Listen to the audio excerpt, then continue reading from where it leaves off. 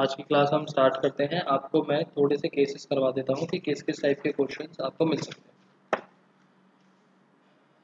हम किस किस टाइप के नंबर से डील कर सकते हैं।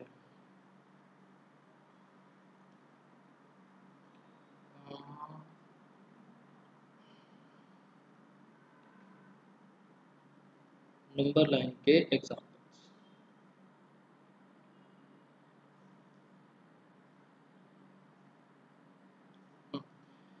पहला एग्जाम्पल हो सकता है कि आपको नॉर्मल नंबर मिल गया, लेट से 7। दूसरा हो गया कि लेट से आपको एक नंबर मिल गया 7.4। तीसरा नंबर मिल गया आपको 7.44 डॉट डॉट डॉट, मतलब 4 रिपीट होता जा रहा है। फोर्थ केस आपको मिल गया 7.40400400 डॉट डॉट डॉट। ठीक है, मतलब कि नॉर्मल वाले नंबर अभी मैं देख रहा हूँ, ये था एक तरीके से नॉर्मल नेचुरल नंबर, ये टर्मिनेटिंग डेसिमल्स, ये वैसे तो ये भी टर्मिनेटिंग डेसिमल्स में आएगा 7.0, बट नॉर्मल नंबर बोल देते हैं। Terminating decimals, non terminating repeating, non terminating non repeating. ठीक है, अब बात आती है रूट्स वाले नंबर की। अगर रूट वाली फॉर्म में लिखा है, डेसिमल फॉर्म में नहीं दे रहा,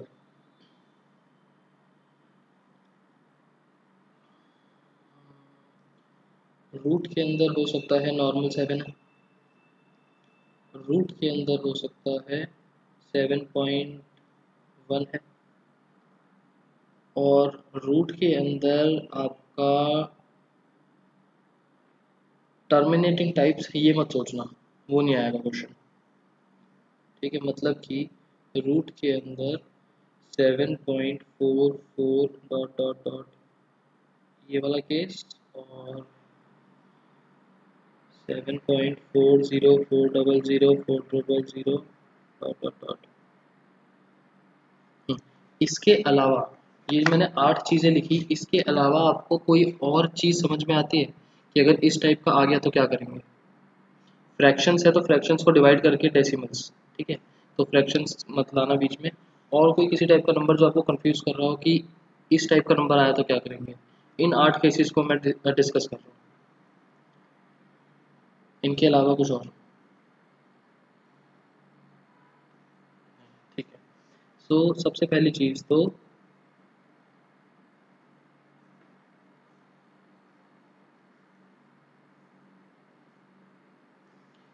इन 2 केसेस को भूल जाओ, ना देखने को कभी मिलेगा ना कभी आएंगे। रूट लगा हुआ है, रूट के अंदर टर्मिनेटिंग डेसिमल्स, रूट के अंदर इरेशनल नंबर, कोई सेंस ही नहीं बनती। ऑलरेडी रूट है, इरेशनल नंबर है, तो अंदर क्या फ़र्क पड़ता है, रैशनल हो इरेशनल हो। ठीक है, डजेंट मैटर। रूट के बाहर इन दोनों में से तो कोई नंबर आ नहीं सकता। ये तो फिर भी आ जाए डेसिमल्स बन के, बट ये तो बहुत इलॉजिकल सी चीज़ें हैं, इनको हम नहीं डील करेंगे। बात आती है ऊपर वाले 6 केसेस की। ये तो नॉर्मल नंबर लाइन पे रिप्रेजेंट हो जाएगा। इसके लिए तो आपको ना स्पायरल मेथड की ज़रूरत, ना ही ज्योमेट्रिक मेथड की ज़रूरत। नॉर्मल नंबर लाइन बनाई और नंबर प्लॉट कर दिया। ये वाला केस भी नॉर्मल नंबर लाइन का है, क्योंकि एक बीच में मतलब, और इसको सक्सेसिव से भी कर सकते हो। मान लो डेसिमल्स थोड़े से 7.456 ऐसे करके है, 2-3 डेसिमल्स हैं, तो सक्सेसिव पर भी लेके जा सकते हो क्वेश्चन को कि पहले हमने नॉर्मल नंबर लाइन बनाई, फिर 7 और 8 को डिस्ट्रीब्यूट करा, 7.4 बनाया, फिर उसको डिस्ट्रीब्यूट करा, फिर ऐसे करा। और नॉर्मल 7.4 है, तो 7 और 8 के बीच में कहीं पर मार्क कर सकते हैं नॉर्मल नंबर लाइन पर। तो दोनों मेथड्स हैं, डिपेंड करेगा मार्क्स के ऊपर। 7.444 ये तो हमारा सक्सेसिव मैग्निफिकेशन का ही क्वेश्चन था, नॉर्मल पे प्लॉट होगा नहीं, सक्सेसिव में जाएगा। इरेशनल नंबर, इरेशनल वो भी डेसिमल्स में, ये भी आपका सक्सेसिव के अंदर जाएगा। और जितने भी सक्सेसिव वाले क्वेश्चंस होंगे सब में 4-5 स्टेप्स आप दिखाओगे और उसके बाद ख़त्म। या तो क्वेश्चन में स्पेसिफाई होगा कि इतने स्टेप्स दिखाओ एंड छोड़ देना क्वेश्चन को, या फिर आप मैक्स टू मैक्स 5 स्टेप्स निकालो और ख़त्म।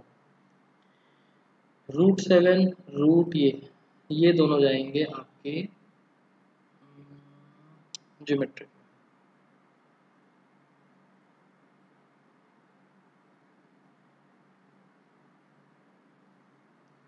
ठीक है, और ये पार्ट आपका स्पायरल के अंदर भी जा सकता है।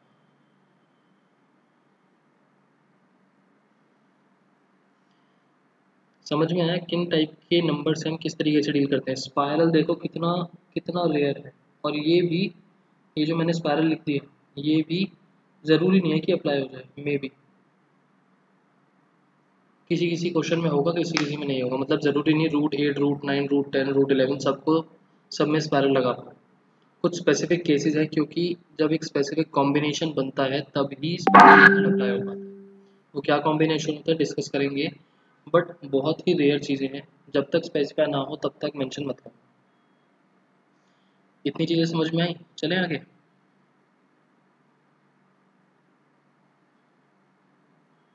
स्पायरल तो अभी सुदीक्षा डिस्कस ही नहीं करा ना, वो लास्ट में डिस्कस करूंगा। पहले आइडेंटिटीज एंड रैशनलाइजेशन खत्म करवा रहा हूँ, उसके बाद स्पायरल पे आएंगे। इसके अलावा कुछ और दिक्कत नहीं? ठीक है।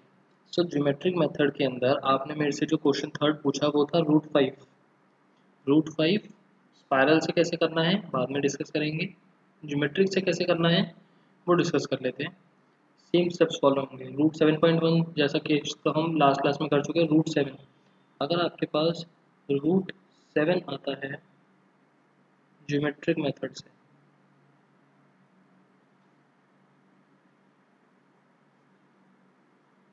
तो हम क्या करेंगे, देखो रूट 7 ज्योमेट्रिक मेथड से सबसे पहले हम क्या करते थे, हम बनाते थे ए बी। हमने बनाया ए बी 7 सेंटीमीटर का। उसके बाद हमने बी से एक्सटेंड करा बी सी तक 1 सेंटीमीटर का। उसके बाद हमने ए सी को डायामीटर मान के एक सेमी सर्कल ड्रॉ करा। हमने एक सेमी सर्कल ड्रॉ करा, और सेमी सर्कल बनाने के लिए बीच का एक सेंटर पॉइंट पे आएगा, उसको नाम दिया ओ। अच्छा आता है, एक बार जल्दी से डिस्कस कर लेता हूँ, कोई बात। ये है ओ पॉइंट। अब ये ओ पॉइंट है तो रेडियस कितना हो गया, 7 + 1 8 था, रेडियस हो गया 4। ये जो 7 था ये आपका बी तक है। ठीक है, तो ओ बी की लेंथ कितनी आई, ओ बी की लेंथ आ गई 3। ये 7, ये 4, और ये आगे का भी 4 है, और ये बचा 3। देखो 3 + 1 4। क्लियर। उसके बाद हमने यहाँ से बनाया परपेंडिकुलर, और ये वाला पॉइंट बन गया डी। हमने करा ओडी को ज्वाइन। ओडी रेडियस होने की वजह से ये भी बना 4 का। ओ बी है 3, ओ डी है 4। तो हमने जब पाइथागोरस थ्योरम लगाएंगे तो ये 4 ये 3 ये कितना बचा, ये बचेगा आपका रूट 7। जब आप पाइथागोरस थ्योरम लगाओगे तो बनेगा रूट 7। तो यहाँ से हमने अगर नंबर लाइन को एक्सटेंड करा तो ये रूट 7 है। यहाँ पर सेंटर रख के हमने एक अगर आर्क लगाया तो this point E is under root 7 from point B, यहाँ से लेकर यहाँ तक अंडर रूट 7, जो रिप्रेजेंट हो रहा है बी ई से। पक्का क्लियर। तो स्टेटमेंट फॉर्म में, जस्टिफिकेशन फॉर्म में तो आप अपने आप लिख सकते हो, डायग्रामेटिकली ये बन जाएगा। ठीक। अब रैशनलाइजेशन हमने कर लिया था, अब थोड़ी सी करते हैं प्रॉपर्टीज।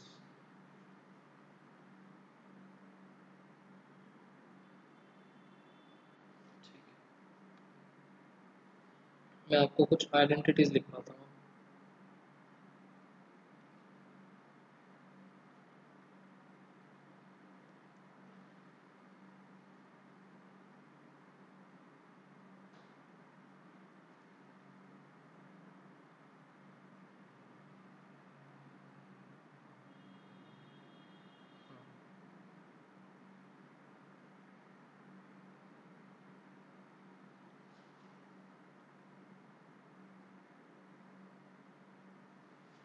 सबसे पहले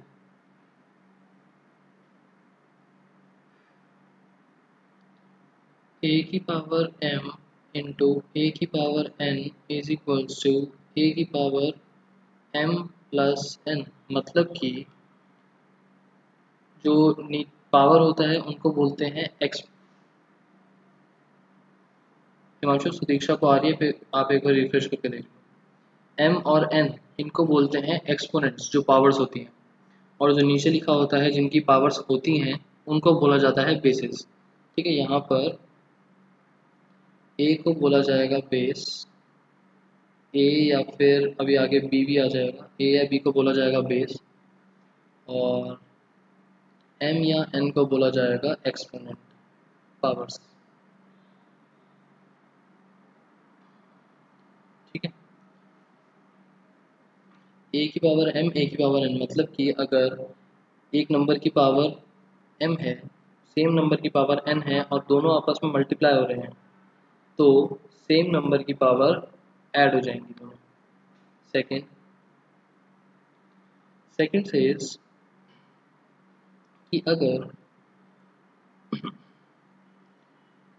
a की पावर m है और b की पावर m है, मतलब बेसिस डिफरेंट है और पावर सेम है, एक्सपोनेंट सेम है, तो क्या होता है, बेसिस मल्टीप्लाई हो जाते हैं और होल की पावर, बेसिस मल्टीप्लाई हो जाते हैं और होल की पावर m आ जाती है सेम।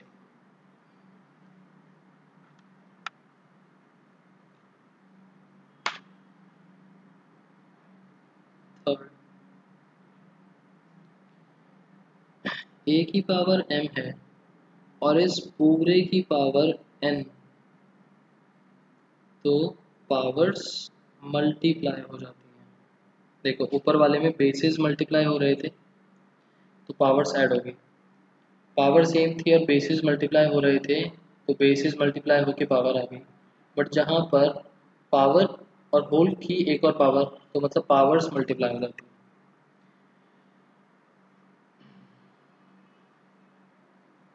उसके बाद जैसी आइडेंटिटी ये थी कि बेसिस तो आपके सेम हैं और मल्टीप्लाई हो रहे हैं तो पावर्स ऐड, उसी तरीके से fourth and first are interrelated. अगर a की पावर m है और सेम नंबर की पावर n और दोनों आपस में डिवाइड हो रहे हैं तो पावर्स सब्ट्रैक्ट। इतना क्लियर, ये चार चीजें।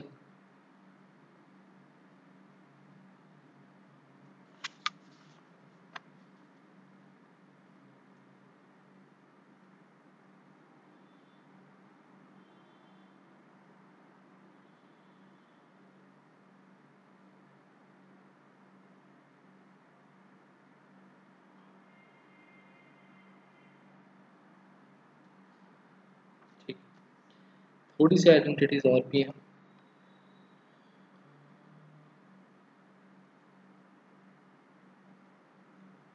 किसी भी नंबर की पावर अगर जीरो है, नंबर कोई भी हो बट पावर इज जीरो, तो आंसर हमेशा वन। 2 की पावर जीरो, x की पावर जीरो, 10 की power zero, answer is one. उसके बाद 6,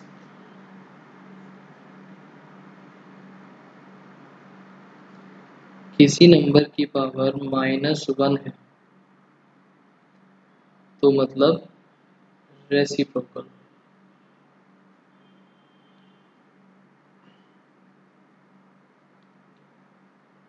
और अगर रूट लगा हुआ है किसी नंबर में और बाहर जैसे क्यूब रूट होता है, रूट 4 होता है, स्क्वायर रूट होता है, स्क्वायर रूट के अंदर यहाँ कुछ नहीं लिखा होता, हम एज्यूम करते हैं 2 लिखा हुआ है, क्यूब रूट के अंदर 3 लिखा होता है, तो इसका मतलब कि पावर 1/n। ये मैंने आपको स्टार्टिंग में भी बताया था इस चैप्टर के कि fractional powers and roots are the same thing, कि जो रूट्स होते हैं स्क्वायर रूट, क्यूब रूट वगैरह, वो या तो इस फॉर्म में लिख लो या फिर अगर फ्रैक्शनल पावर की फॉर्म में लिखते हो तो 1/समथिंग करके आ जाता है। तो सिक्स्थ और सेवन्थ पॉइंट आपके लिए थोड़े से इम्पॉर्टेंट बन सकते हैं, इनको थोड़ा डिटेल में डिस्कस करेंगे। हो सकता है ये आपको सिर्फ आइडेंटिटी लिखे हुए से समझ में ना आए। 7 चीज़ें हैं, 7 चीज़ें समझ में आ गई।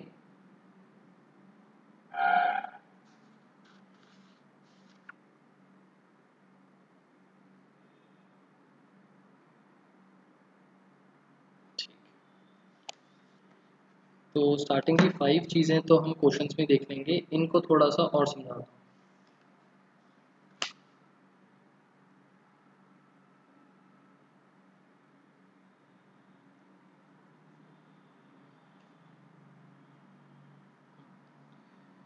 बात करते हैं पहले a की power -1 is equals to 1/a। इसके डिफरेंट एग्जांपल्स दो। 2 की पावर -1 1/2। 2 की पावर -3, इसका मतलब क्या बना? 2 की पावर -1 इंटू 3।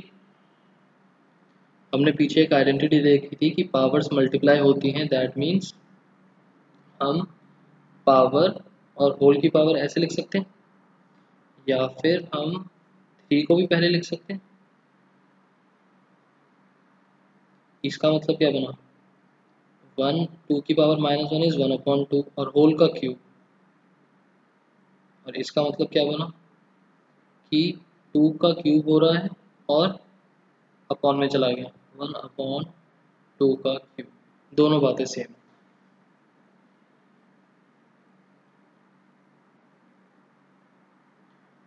सेकंड केस समझ में आया?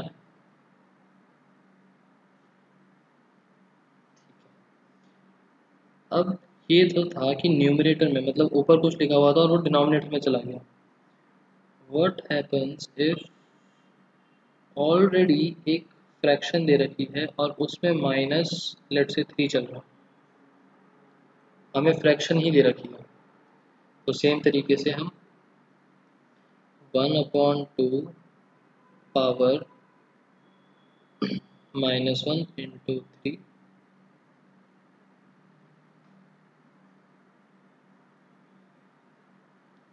इसको क्या लिख सकते हैं? 1/2 पावर -1 होल पावर 3 और 1/2 पावर 3 होल पावर -1। अब इसमें ध्यान रखना कि मैंने 1/2 होल की पावर -1 लिया है, आप सिर्फ 2 की पावर -1 भी ले सकते हो। रीज़न 1 है इसलिए कुछ फर्क नहीं पड़ेगा, बट अगर 1 की जगह कुछ और होता तो डिफरेंट फर्क पड़ता। फिलहाल यहाँ पर पूरे में ब्रैकेट लगा रखा था तो इस वजह से मैंने पूरे पे लगाया। ये क्या बन जाएगा? 1/2 -1 मतलब कि हम करते हैं रेसिप्रोकल्स।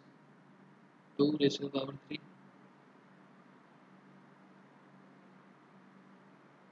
अच्छा, 2 की पावर 3 और यहाँ पर क्या मतलब हो जाएगा?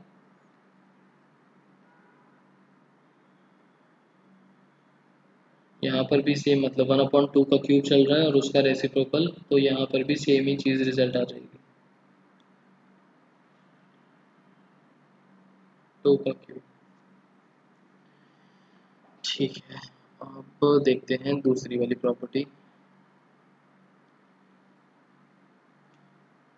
अच्छा, और ये जितनी भी आइडेंटिटीज़ हैं ये आपस में क्लब भी हो सकती हैं। हो सकता है 2-3 आइडेंटिटी साथ में क्लब हो रही हो एक एक सेम क्वेश्चन में। मैंने आपको बोला था n और अंदर चल रहा है a, इसका मतलब a की पावर 1/n।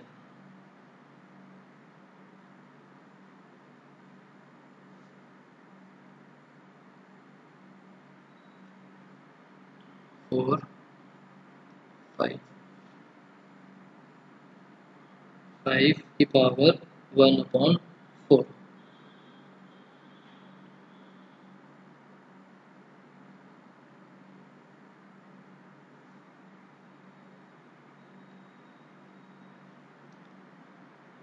फोर 5 की पावर 3 कैसे लिखेंगे?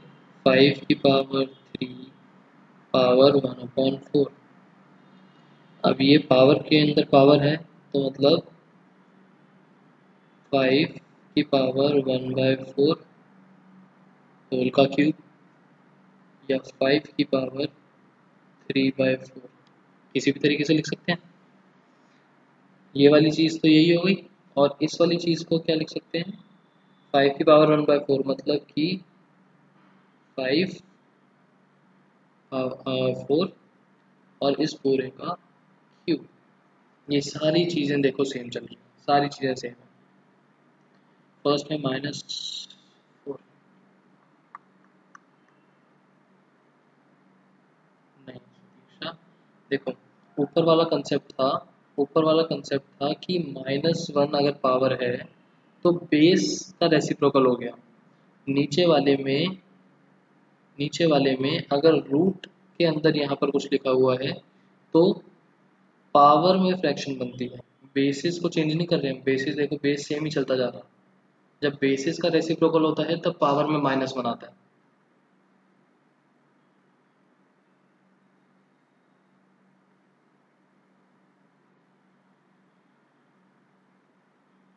ठीक है, जैसे कि अगर मैं आपको बोलूँ पावर -1/4 बनानी है तो ये बनेगा 1/5 पावर में -1/4।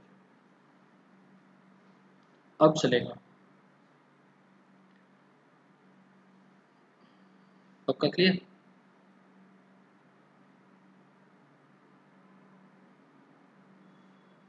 ठीक, तो अब करते हैं हम इस पे बेस्ड क्वेश्चंस।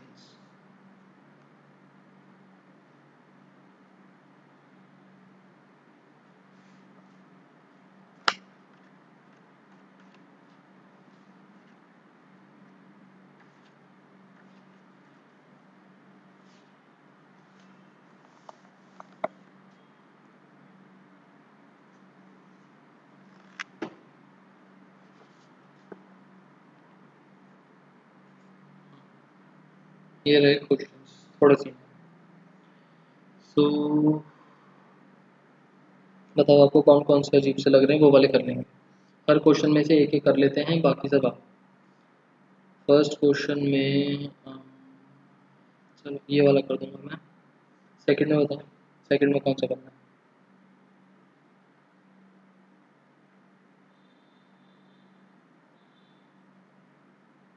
सेकंड का सेकंड, ठीक है। थर्ड का, सेकंड में थर्ड, ठीक है। थर्ड में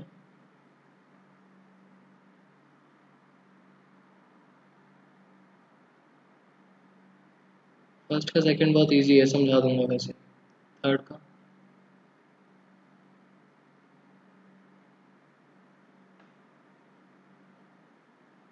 फोर्थ,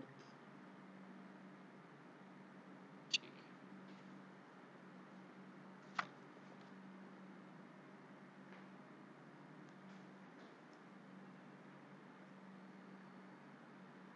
ये क्वेश्चंस करने के बाद मैं आपको एक बार थोड़ा आइडिया भी दे दूंगा कि हर क्वेश्चन में उसमें अप्लाई कौन कौन सी आइडेंटिटीज हो रही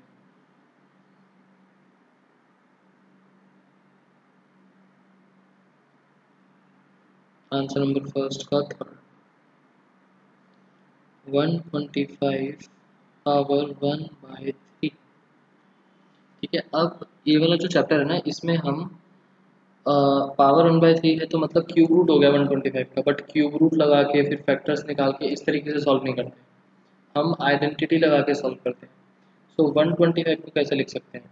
125 का मतलब 125 का मतलब होता है 5 का क्यूब। 5 का क्यूब इज 125, और होल की पावर क्या चल रही है? 1/3। ठीक है, अब देखो a की पावर m होल की पावर n क्या बन जाएगा? 5 की पावर 3 इंटू 1/3। आइडेंटिटी कौन सी लगी? a की पावर m होल की पावर n, a की पावर m n, दोनों पावर्स मल्टीप्लाई, दोनों एक्सपोनेंट्स मल्टीप्लाई। सो 3 और 3 गेट्स कैंसिल्ड, पावर से कैंसिल होता है, बेसिस बेसिस से होते हैं। और अगर पावर सेम नहीं है तो बेसिस आपस में कैंसिल नहीं हो सकते। मान लो अगर दो बेस अलग अलग होते एंड पावर्स अलग चल रही होती तो हम बेसिस को ऐसे नहीं कर सकते। सो यहाँ पर तो पावर खत्म ही हो गई, 5 की power 1, that is answer is 5।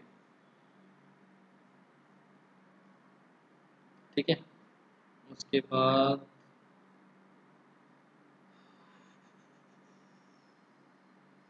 Answer number 2,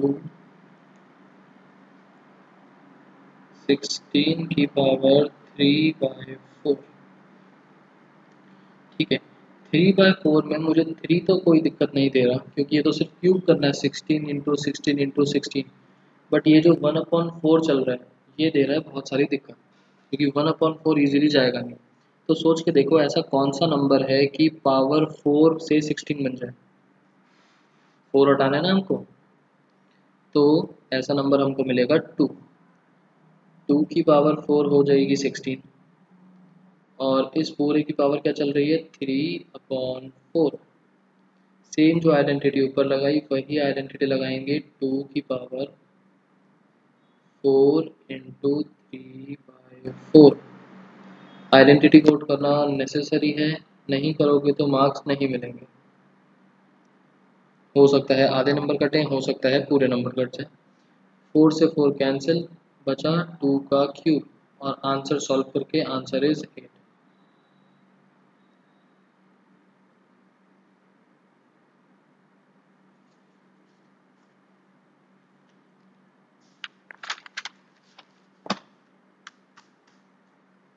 next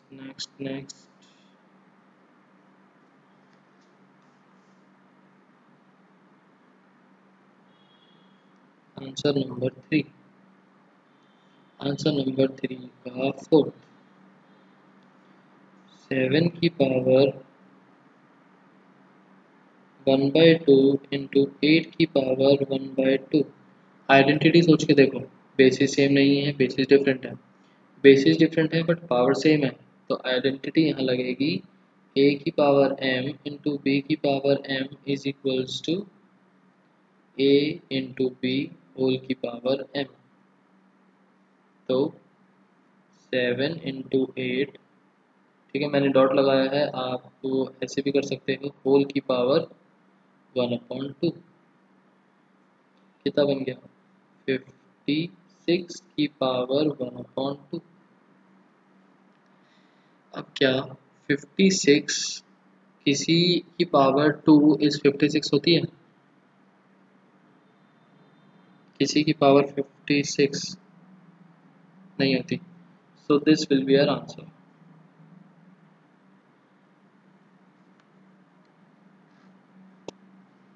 इस वाले चैप्टर में हम रूट्स को सॉल्व वगैरह करके ऐसे नहीं करेंगे, हम ऐसे ही आंसर छोड़ देंगे।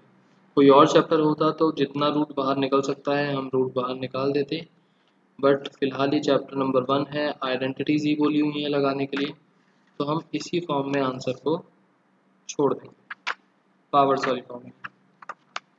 ठीक है, अब बात आती है कि ये जो बाकी क्वेश्चंस हैं इसमें कोई और आइडेंटिटी तो नहीं लग पा रही या फिर कुछ और लॉजिक।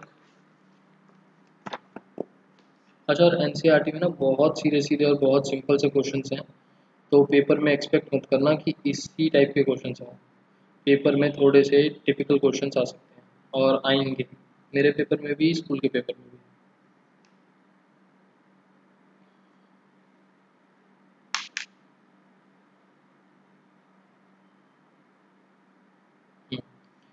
सो 64 की पावर 1/2, नॉर्मल आइडेंटिटी 8 का स्क्वायर, 32 2 की पावर 5, 125 5 की पावर 3। ये तो नॉर्मल आइडेंटिटी है, इसमें लग रहा है a की पावर m होल की पावर n। सेकंड 9 3 का स्क्वायर, इस 2 की डीलिंग हो जाएगी। 32 2/5, ये इस 5 के लिए 32 को लिखेंगे 2 की पावर 5। 16 1/4 है, ये तो हमने कर ही लिया, 2 की पावर 4 इज 16। 125 और -1/3, तो पहले इसमें ट्रीटमेंट ऐसा करो, पहले माइनस का करना, तो माइनस हटाएंगे तो क्या बनेगा, माइनस हटाएंगे तो ये बन जाएगा 1/125 पावर 1/3। पावर के अंदर से 1 नहीं हटेगा, सिर्फ माइनस हटेगा और बेस का रेसिप्रोकल हो गया। अब 3 का ट्रीटमेंट करेंगे 1/5 और powers multiply, answer is 1/5। Clear?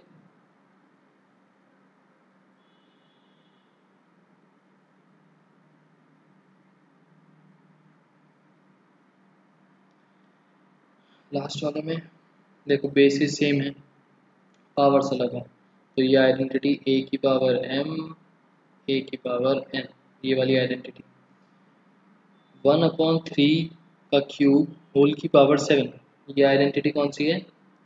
ए की पावर एम होल की power n. Basis same, division powers different, a की पावर एम अपॉन ए की पावर एन, और ये हमने कर ही लिया ए की पावर एम इंटू बी की पावर एम। बताओ इसमें कुछ दिक्कत अभी तक?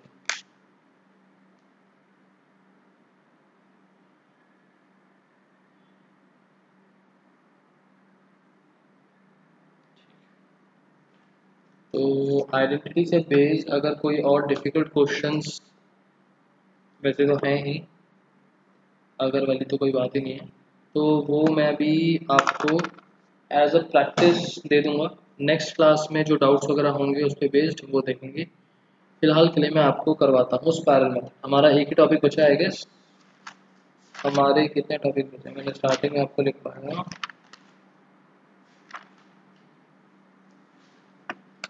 मैंने स्टार्टिंग में आपको टॉपिक्स लिखवाए थे इस चैप्टर में। क्लासिफिकेशन 2 टाइप्स की थी, हो गई। Representation of number on number line, spiral method हो गया, नहीं स्पायरल मेथड बचा है। ज्योमेट्रिक हो गया, मैग्निफिकेशन हो गया। Representing decimals in P by Q form हो गया, रैशनलाइजेशन हो गया, प्रॉपर्टीज आइडेंटिटीज हो गया। हमारे पास सिर्फ एक स्पायरल मेथड बचा है। सो अब जितना टाइम बचा है वो हम डिवोट करेंगे स्पायरल मेथड पर, और जो थोड़े बहुत डाउट्स वगैरह हैं या कुछ और प्रैक्टिस वाली चीज़ें हैं वो करेंगे बाकी की नेक्स्ट क्लास में।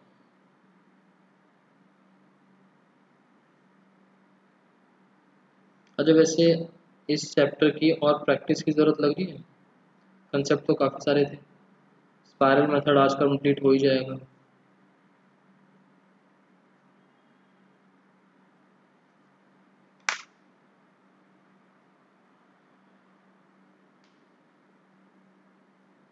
ये सुदीक्षा नो आपने अभी लिखा है, पहले का लिखा हुआ था?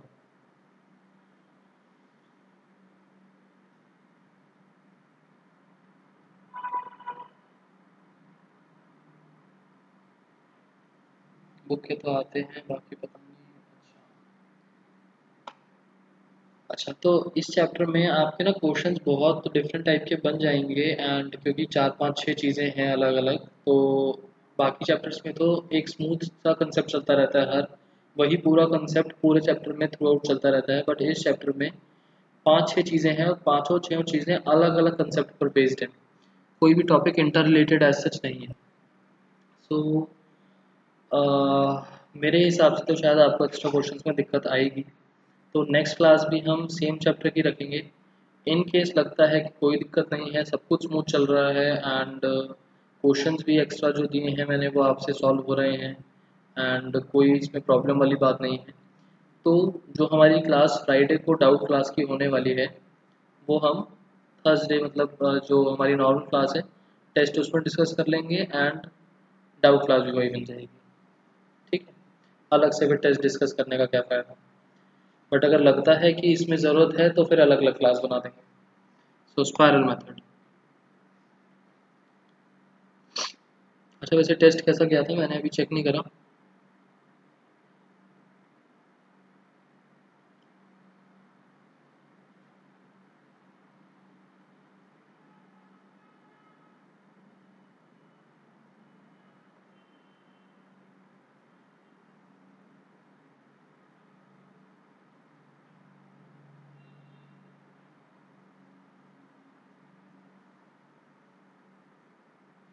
अच्छा नहीं, हार्डली मिस्टेक्स हो गई।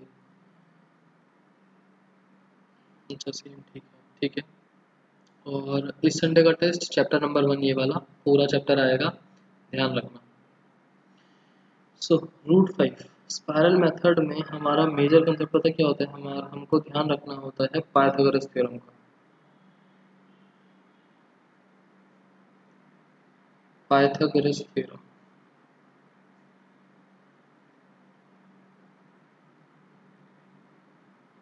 पाइथागोरस थ्योरम क्या बोलती है? पाइथागोरस थ्योरम बोलती है हाइपोटेनस का square is equals to perpendicular का स्क्वायर प्लस बेस का स्क्वायर।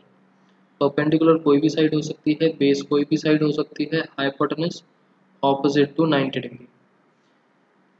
हम लाइन्स एंड एंगल्स चैप्टर करके आए हैं तो हमें ये पता है कि जो हाइपोटेनस है मतलब एक जो राइट ट्रायंगल है उसमें एक ही 90 डिग्री होता है, उससे ज़्यादा 2 या 3 नहीं हो सकती।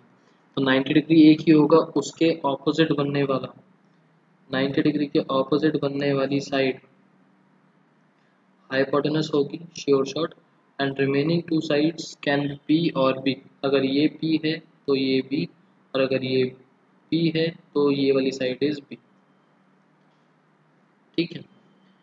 नाउ पाइथागोरस थ्योरम अप्लाई तो हमने कर दी, इसके अंदर डिफरेंट कॉम्बिनेशंस बन सकते हैं, वो हमें खुद सोचने पड़ेंगे। ये कंसेप्ट थोड़ा सा टिपिकल क्यों है? क्योंकि इसमें डायरेक्ट कुछ काम नहीं हो रहा, इसमें हमें पाइथागोरस थ्योरम अप्लाई करनी पड़ेगी।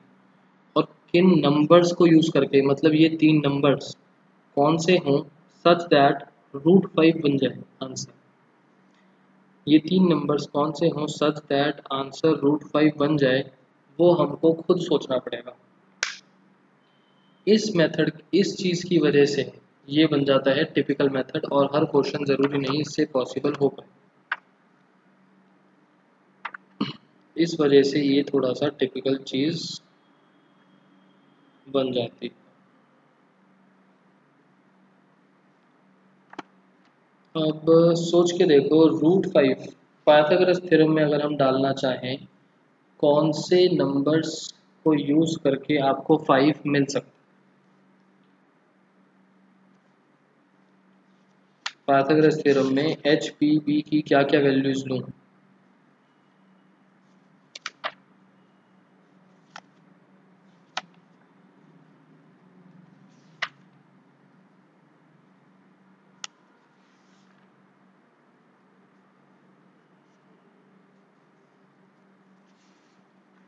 फोर एंड थ्री से हो सकते हैं बी।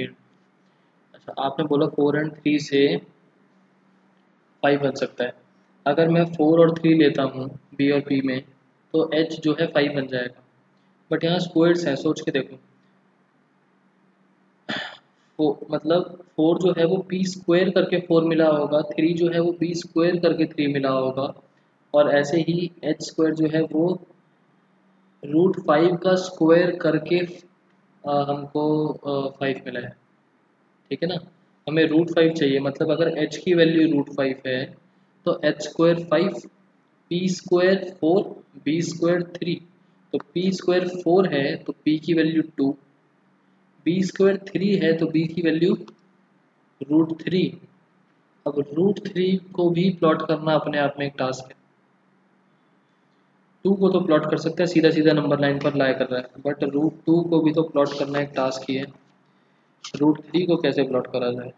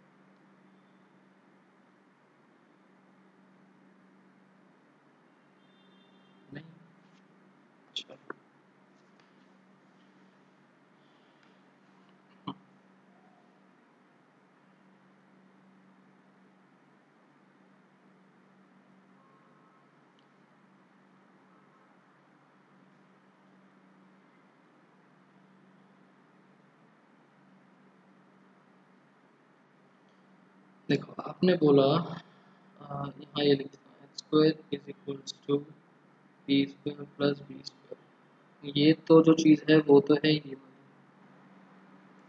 और ये हमको डिफरेंट कॉम्बिनेशन जो बनाने हैं वो हमको सोचने वाले हैं ये। तो यहाँ पर आपने मेरे को बोला कि अगर मैं 4 और 3 को ऐड कर दूँ, 4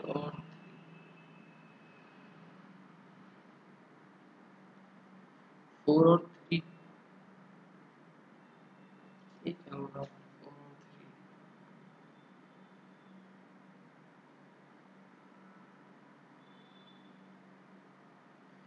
स्विच है तो मतलब 4 और 3 से तो कुछ भी नहीं बन रहा। 2 और 3 से फिर भी बन सकता है, 2 से बन सकता है और 3 से बन सकता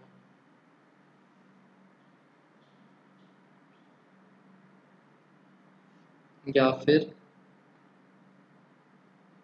4 और 1 से बन सकता है।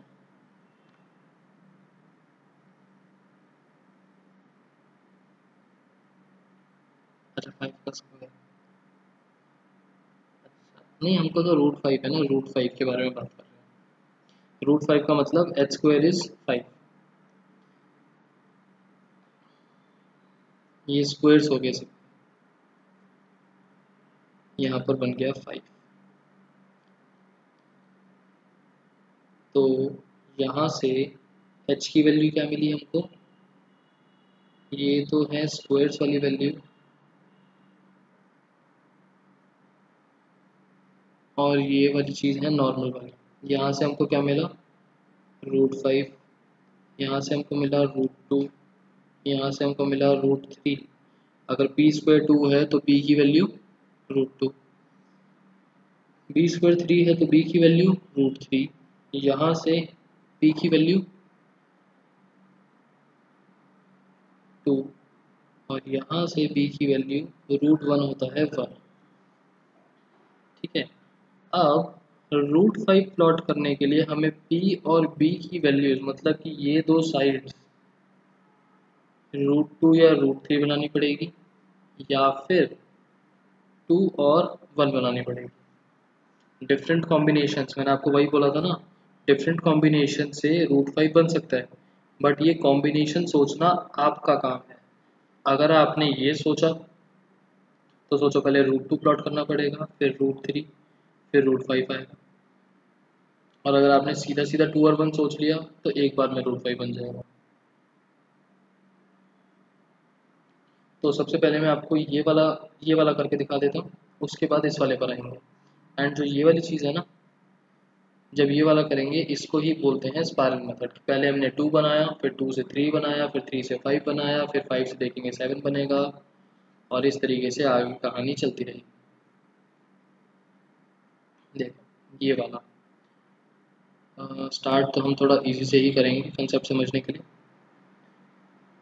√5 हमने बनाया यूजिंग 1 एंड 4। हमारे पास h चल रहा है √5 जो हमको एक तरीके से बनाना था। b की वैल्यू मैंने 2 ली और p की वैल्यू मैंने 1 ली। इन दो वैल्यूज को मैंने करा है लेट। ठीक है, हमें प्लॉट करना है ये √5, ये शो करके दिखाना है आपके पास क्वेश्चन सिर्फ इतना आएगा, plot √5 on the number line using spiral method. तो b और p की वैल्यू आपको खुद एज्यूम करनी पड़ेगी। और ये हमने ऊपर 2 और 1 क्यों लिया, क्योंकि यहाँ पर हमने केसेस बना के देखे थे कि 4 + 1 5 बन रहा है। सो हमने बनाई एक नंबर लाइन,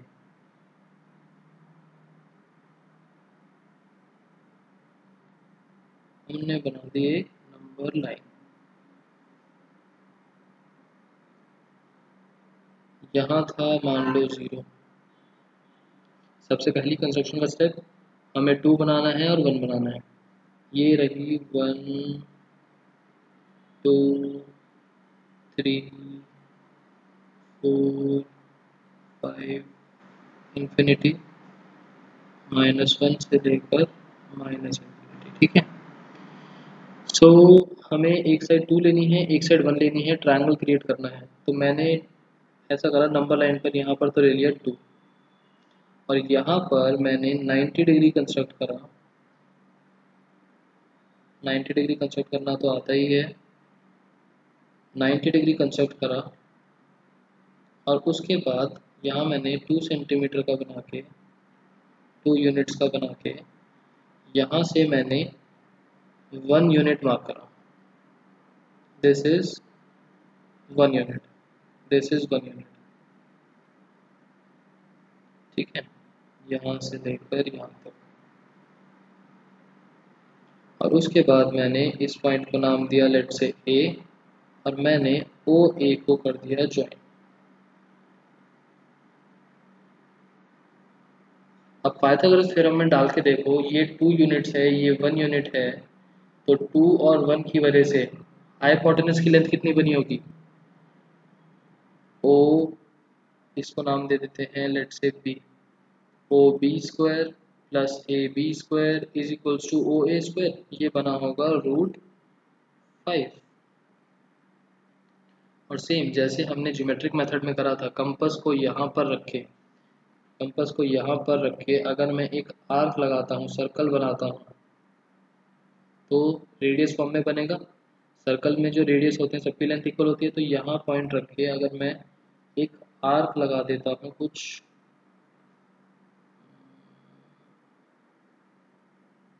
इस तरीके से, 3 से वैल्यू छोटी बनेगी तो मैंने 3 से छोटी बनाई है।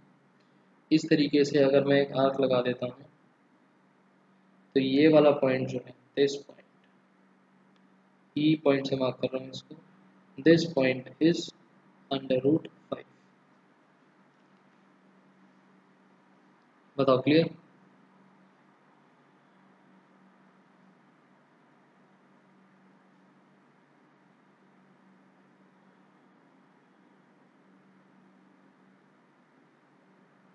O is the center, O is the center represented by OE।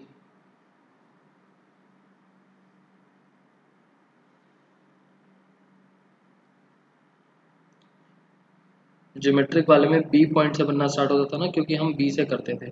यहाँ पर हमने ओ से बनाना स्टार्ट करा है तो इस वजह से। अब मैं आपके पास लेके चलता हूँ √5, और √5 हम किस तरीके से बनाने वाले हैं वो देखना। दूसरा केस मैं √5 ही प्लॉट करने वाला हूँ, बट √5 को प्लॉट करने का तरीका क्या है? √5 का स्क्वायर इज इक्वल्स टू √2 का स्क्वायर प्लस √3 का स्क्वायर, √5 बन जाएगा, जो मैंने 2 और 3 वाला केस लिया था। अब इसको √2 को प्लॉट करने का टेक्निक,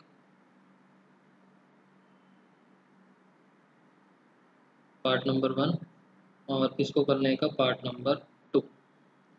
पार्ट नंबर 1 से भाई √2 को प्लॉट करना है तो ऐसा करो कि आप 1 ले लो और 1 ले लो,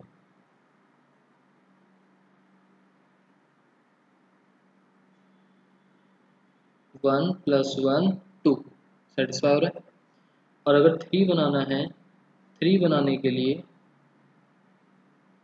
आप एक साइड 1 ले लो और दूसरी साइड 2 ले लो, तो आपका 3 बन जाएगा। तो पहले तो √2 बनाओ 1 और 1 लेके, फिर √3 बनाओ 1 और 2 लेके, और फिर 2 और 3 जब दोनों मिल गए, 2 और 3 से बनाओ आप 5।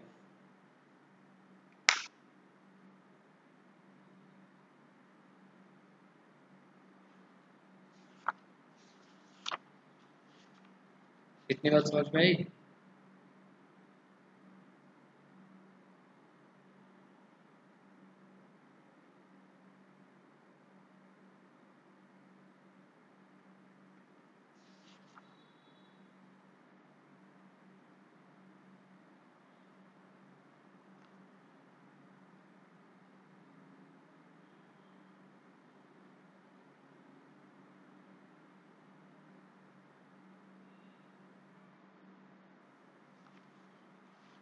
बट ये भी सीधा सीधा बनता नहीं है। देखो, जो एक्चुअल का आपका स्पायरल मेथड है वो किस तरीके से जाता है? स्पायरल मेथड का मतलब हो गया कि वो एक स्पाइडर की तरह एक वेब बनाता चला जाता है।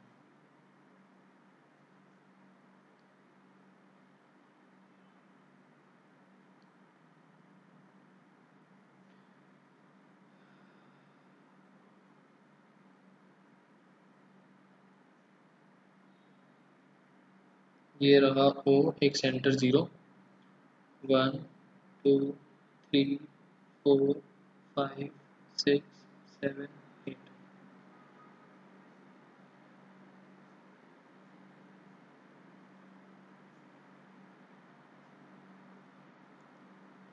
स्पाइरल मेथड से कि सबसे पहले हम यहाँ पर लेंगे 1 यूनिट, यहाँ पर भी लेंगे 1 यूनिट। हमने ली 1 और 1 यूनिट। यहाँ से ऑब्वियसली 90 डिग्री बनाया हुआ है। कंस्ट्रक्शन मैंने अभी नहीं दिखाई, कंस्ट्रक्शन बनानी है। ये लो कंस्ट्रक्शन बना रखी और ये 1 यूनिट का मार्क है। हमने इन दोनों को कर दिया, इसमें तो दिक्कत आएगी। एक बार ये वाला पेज मैं हटा रहा हूँ, नेक्स्ट पेज पे काम करना। थोड़ा सा मैंने सही तरीके से लिखा।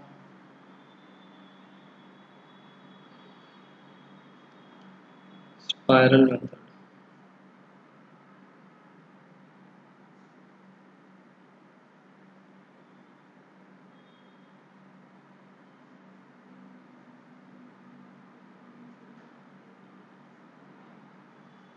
यहाँ से बनाना स्टार्ट करते हैं।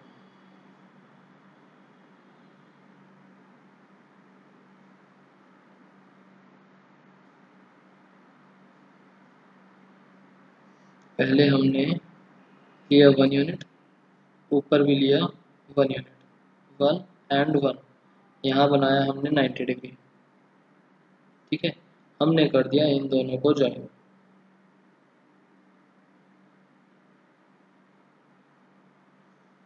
इसको पॉइंट दिया, पॉइंट ए।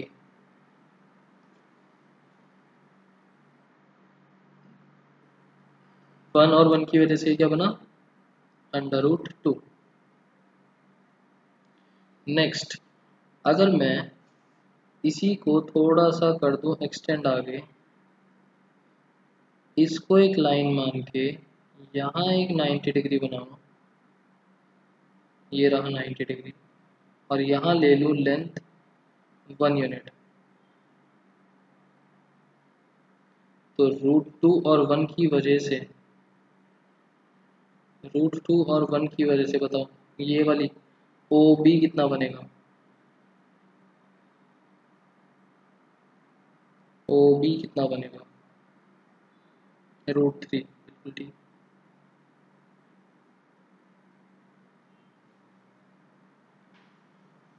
अगर मैं इसको भी आगे एक्सटेंड कर दूं और एक लाइन मान के यहाँ 90 डिग्री बना दूं और इस पे 1 मेजरमेंट यूनिट लेके इसको ज्वाइन कर दूं, तो OC कितना बन जाएगा, √4, बिल्कुल ठीक। √4 का मतलब होता है 2। अगर मैं इसको एक लाइन मान के और यहाँ पर एक 90 डिग्री बना दूँ और इसको 1 यूनिट की मेजरमेंट लेके मैं ज्वाइन कर देता हूँ OD, तो OD की लेंथ √4 और 1, पाइथागोरस थ्योरम हमने लगाई तो √5। ठीक है, तो अब ये एक तरीके से वेब आगे ऐसे चलता रहेगा, वेब की फॉर्म लेता जा रहा है, ये बस चलता जा रहा है, चलता जा रहा है, कभी ख़त्म ही नहीं होगा। सो ये वाला पॉइंट कहीं यहाँ पर आना चाहिए, इसको नाम देते हैं P। √3 जो है वो भी 2 से पहले कहीं पर आएगा, इसको नाम दिया Q। √4 जो है वो तो आपका 2 ही होता है, तो 2 पर ख़त्म होना चाहिए, ये हो गया 2, इसको नाम दिया R। उसके बाद √5 2 से थोड़ा सा आगे,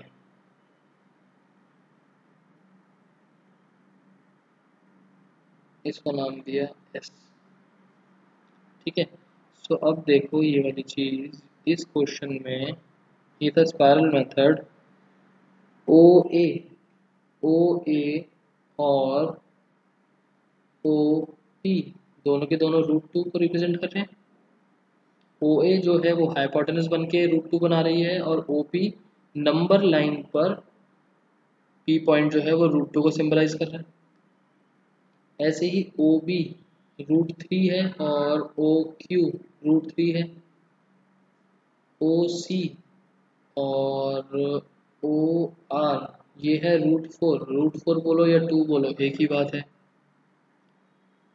उसके बाद ओ डी ओ एस ये बना √5।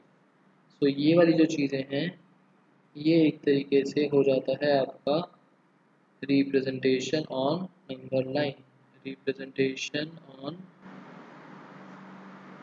Number line using spiral method, using spiral method. बताओ स्पाइरल मेथड समझ में आया कि वो एक स्पाइडर के वेब की तरह बस खींचता चला जाता है। अब अगर इसमें बहुत बड़ा नंबर आ गया, सोचो नंबर 11 आ गया, तो आपको 11 के लिए कितनी मेहनत करनी पड़ेगी। 13 आ गया, 13 के लिए कितनी मेहनत करनी पड़ेगी। √5 के लिए हमने पीछे एक केस सोच लिया था 1 और 4 का, बट अगर और बड़ा नंबर आता है तो ज़रूरी नहीं ना हर बार आपको जो कहते हैं कि आइडियल केस मिल जाए, 1 और 4 जैसा केस मिल जाए। जैसे 7 है, जो 7 है अगर आपको √7 रिप्रेजेंट करना हो तो √7 किस तरीके से होगा। √11 एक बारी आप लोग होमवर्क में सोच के आना किस तरीके से होगा। और √7 का मैं आइडिया देता हूँ। √7 का मतलब आप बोल सकते हो √3 plus √4 different H P B की वैल्यूज। √3 के लिए तो 1 और 2 ले सकते हो आप, नहीं 1 और √2, और √2 के लिए 1 और 1,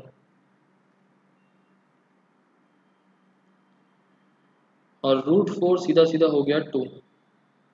तो √7 की रिप्रेजेंटेशन पता है स्पाइरल मेथड में कैसी होगी। ये रही नंबर लाइन, पहले आपने 1 और 1 लेके बनाया √2, √2 और 1 लेके बनाया √3, और √3 और 2 यहाँ से हमने 1 की जगह इस बारी 2 बनाया लेंथ, तो ये बनेगा √7।